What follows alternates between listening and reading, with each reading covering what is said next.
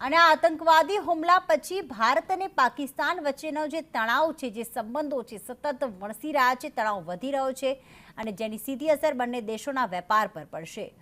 આર્થિક think tank global trade research ઇનિશિયેટિવના report પ્રમાણે તમામ પ્રતિબંધો છતાં ભારતીય કંપનીઓ ગેરકાયદે આશરે 85,000 કરોડનો માલ દર વર્ષે પાકિસ્તાન મોકલે છે. આ સમગ્ર વેપાર ત્રીજા દેશ મારફતે થાય છે. ભારતીય કંપનીઓના માલને દુબઈ, શ્રીલંકા, સિંગાપોર જેવા દેશોના બંદરથી નિકાસ કરવામાં આવે છે. આ દેશોના બંદર પર ભારતીય કંપનીના માલનું બોન્ડેડ વેરહાઉસની અંદર ફરીથી લેબલિંગ કરવામાં આવે છે અને અન્ય કંપનીના નામે આ માલને પાકિસ્તાન પહોંચતો કરવામાં આવે છે. જ્યારે 2019માં પુલવામા આતંકવાદી હુમલો થયો હતો, ત્યારબાદ લાદવામાં આવેલા પ્રતિબંધોના કારણે વેપારમાં ભારે ઘટાડો થયો હતો.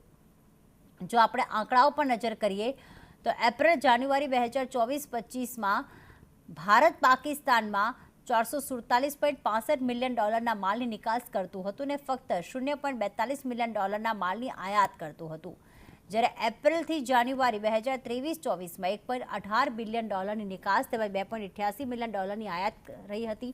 મહત્વનું છે કે ભારત અને પાકિસ્તાન વચ્ચેના વેપારમાં મોટી માત્રામાં દવાઓ, રસાયણો, ફળો અને શાકભાજી તેમજ ચિકનની નિકાસ થાય છે.